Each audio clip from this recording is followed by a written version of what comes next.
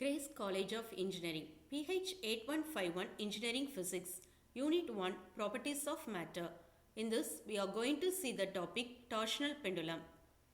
Already, we have seen elasticity, stress strain diagram, factors affecting elasticity and tensile strength, twisting couple. Today, we are going to see torsional pendulum, its theory and its experiment. Torsional pendulum is a circular metallic disc suspended by a thin wire which executes torsional oscillation due to twisting at the other end. This is called as torsional pendulum. அதாவது torsional pendulum அப்படிங்கிறது என்னன்னா இப்படி ஒரு ஸ்டாண்டில் ஒரு எண்டை ஒரு வயரில் fix பண்ணிக்கிறோம். Another எண்டில் என்ன பண்ணுறோம், here we are keeping a circular disc. இந்த சர்க்குலர் டிஸ்கை நம்ம இப்படி ஆக்சிலேட் பண்ணுறப்போ இது இப்படி டூ அண்ட் ஃப்ரோ மோஷனில் ஆக்சிலேட் ஆகும். ஸோ இந்த செட்டப்க்கு பேர் தான் நம்ம என்ன சொல்கிறோன்னா டார்ஷனல் பெண்டுலம் அப்படின்னு சொல்கிறோம்.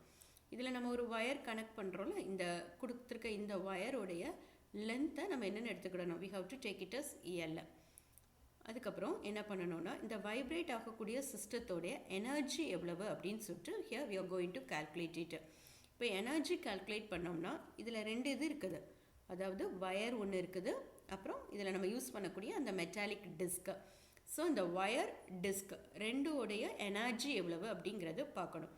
அப்புறம் அதை நம்ம ஆக்சிலேட் பண்ணி விடுறப்போ ட்விஸ்ட் ஆகுதுல்ல, அப்படி ட்விஸ்ட் பண்ணுறப்போ இருக்கக்கூடிய ஆங்கிளை let's take it as 3 theta. ஒயரோடைய potential energy that is half c theta squared. இதுதான் ஒயரோடைய பொட்டன்ஷியல் எனர்ஜிக்கு ஃபார்முலா. இதில் c அப்படிங்கிறது என்னென்னா couple per unit twist of the wire. லாஸ்ட்டாக உள்ள டாப்பிக்கில் இந்த சியோடைய வேல்யூ நம்ம ஒரு டெரிவேஷன் பார்த்தோம். Then theta, theta is angular displacement. Here, then we have to find the kinetic energy of the disc. Disc உடைய kinetic energy என்னன்னா half I omega squared. நம்ம half m v squared அப்படின்னு சொல்லிட்டு kinetic energyக்கு ஒரு formula பார்த்துருப்போம். Rotational மோஷனில் kinetic energyக்குரிய formula என்னென்னா half I omega squared. இந்த half I omega squaredல ஐங்கிறது என்னென்னா moment of inertia. ஒமேகா அப்படின்னா angular velocity. Angular velocity is nothing but change in angular displacement. That is omega is equal to d theta by dt அப்படின்னு எழுதிக்கிடலாம். Now we are going to find the total energy of the system. If you want to find the total energy means you have to add the potential energy of the wire plus kinetic energy of the disc. Potential energy of the wire ங்கிறது எதுக்கு ஈக்குவலண்ட்டாக இருக்கும், equation number 1 half c theta squared. Then kinetic energy of the disc ங்கிறது half I omega squared.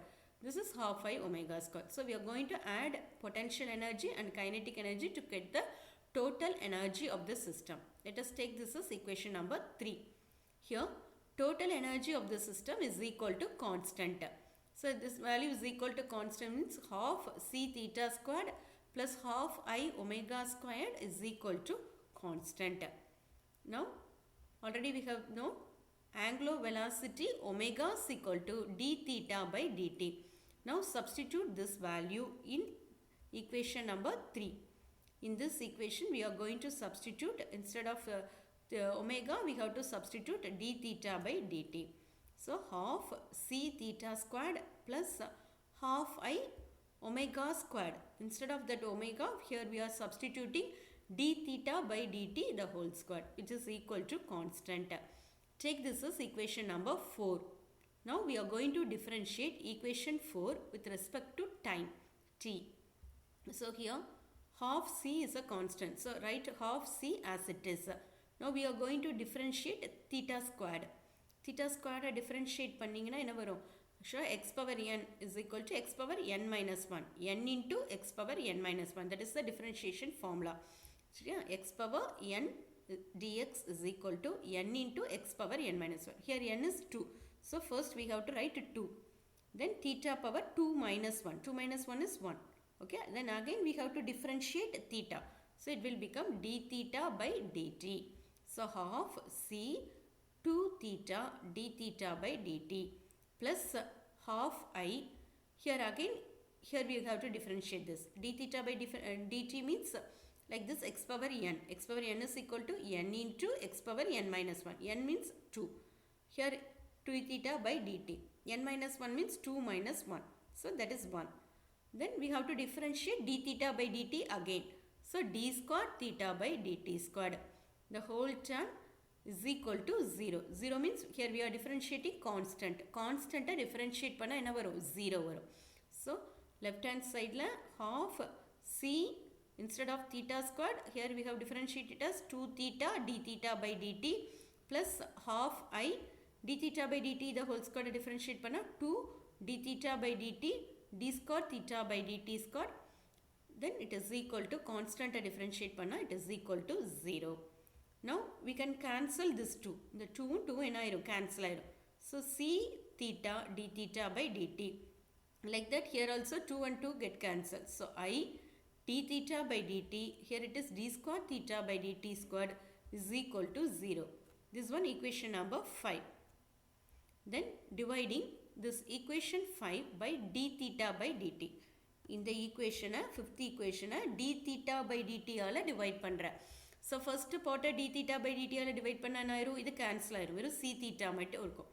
இங்க d theta by dt ஆல divide பண்ணேன்னா I d square theta by dt squared அப்படின்னு இருக்கும்.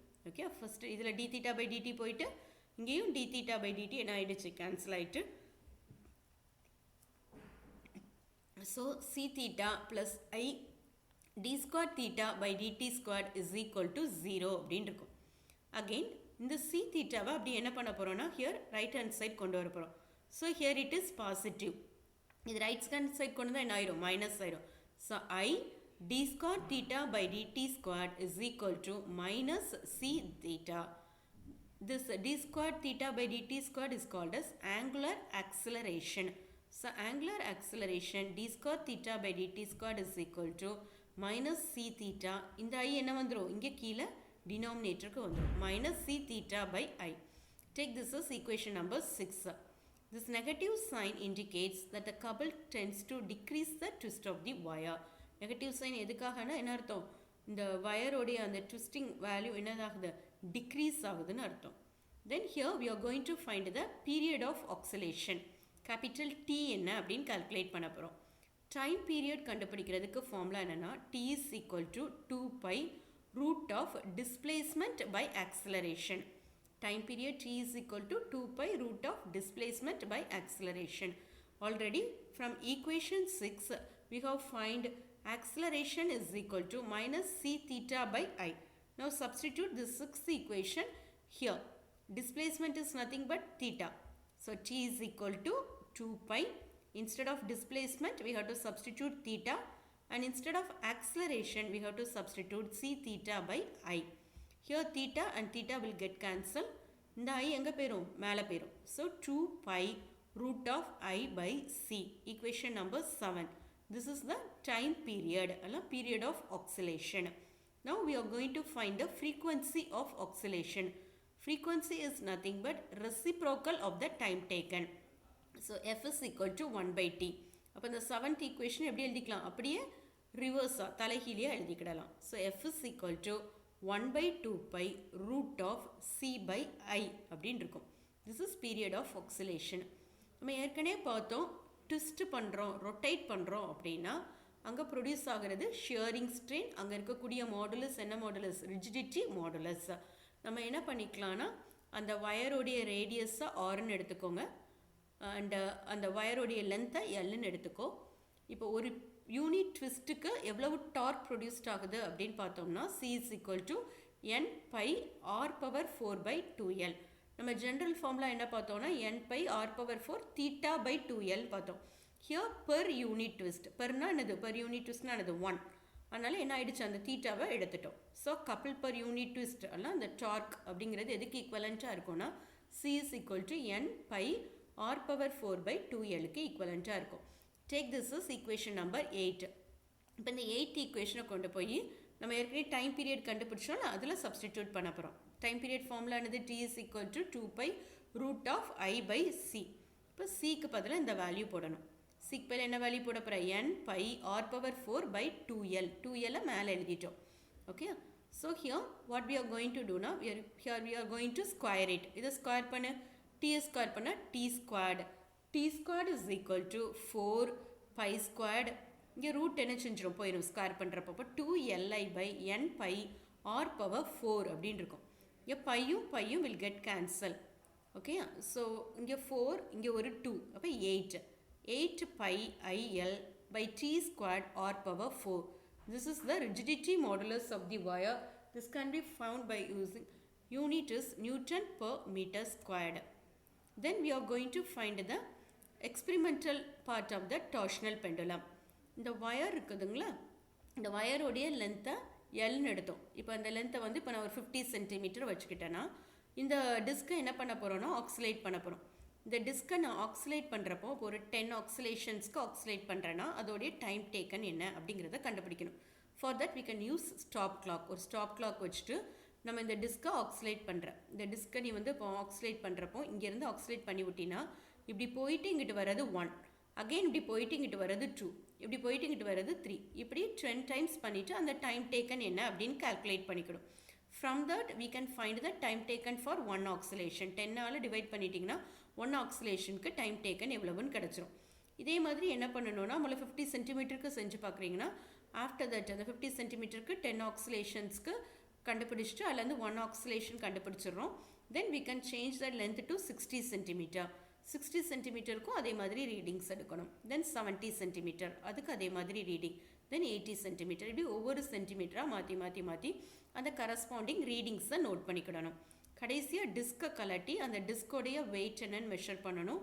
தென் அந்த வயரோடைய டயமீட்டரை ஸ்க்ரூ கேஜ் வச்சு அதை பார்த்துக்கலாம். டிஸ்கோடைய டயமீட்டர் அதை பார்க்கணுன்னாலும் என்ன பண்ணிக்கலாம், ஸ்க்ரூ கேஜ் வச்சு அதோடைய திக்னஸை we can measure it. Then அந்த ஃபார்முலாவை யூஸ் பண்ண போகிறோம். இப்போ time period of torsional oscillation அப்படின்னு எடுத்துட்டோம்னா T is equal to 2 pi root of I by C. கப்பல் பர் யூனிட் ட்விஸ்ட்டுக்கு ஃபார்முலா என்ன பார்த்தோம், pi n r power 4 by 2L. இப்போ அந்த ஃபர்ஸ்ட் ஈக்குவேஷனை ஸ்கொயர் பண்ண போகிறோம். இந்த T is equal to 2 pi root of I by C square பண்ண என்ன வரும், T squared is equal to 4 pi squared I by C. Take this as equation number 3. தென் இந்த ஸ்கொயர் பண்ணக்கூடிய ஈக்குவேஷனில் சியோட வேல்யூவை சப்ஸ்டிடியூட் பண்ண போகிறோம். சி என்னது, pi n r power 4 by 2L இருக்குல்ல, அந்த வேல்யூவை என்ன பண்ண போகிறோம், இந்த தேர்ட் ஈக்குவேஷனில் here we are going to substitute it. Third ஈக்குவேஷனில் சப்ஸ்டிடியூட் பண்ணி 2L மேலே போயிடும், ஒரு பை கேன்சல் ஆகும். ஸோ ரிமைனிங் என்ன இருக்கும், 8 pi IL by n power 4ன்னு இருக்கும். Here we need rigidity modulus of the wire, n தான் தேவை. இப்போ என்ன லெஃப்ட் ஹேண்ட் சைட் கொண்டு போ, T ஸ்கொயரை ரைட் ஹேண்ட் சைட் கொண்டு போயிரு. அப்போ n is equal to 8 pi IL by T squared R power 4ன்னு இருக்கும். இந்த டிஸ்கோடைய மொமெண்ட் ஆஃப் இனர்ஷியா எவ்வளவு அப்படிங்கிறத கண்டுபிடிச்சாதான் இந்த ஐக்கு பையில வேல்யூ சப்ஸ்டிடியூட் பண்ண முடியும். இந்த டிஸ்கோடைய மொமெண்ட் ஆஃப் இனர்ஷியா கண்டுபிடிக்கிறதுக்கு ஃபார்முலா என்னன்னா I is equal to m r squared by 2. இந்த ஆருங்கிறது ரேடியஸ் ஆஃப் த டிஸ்க், இந்த ஸ்மால் ஆருங்கிறது radius of the wire, capital M அப்படின்னா mass of the disc. So இதுலேருந்து ஐ வேல்யூ கண்டுபிடிச்சி அந்த ஐ வேல்யூவை இங்கே சப்ஸ்டிடியூட் பண்ணி we can find the rigidity modulus of the material of the wire.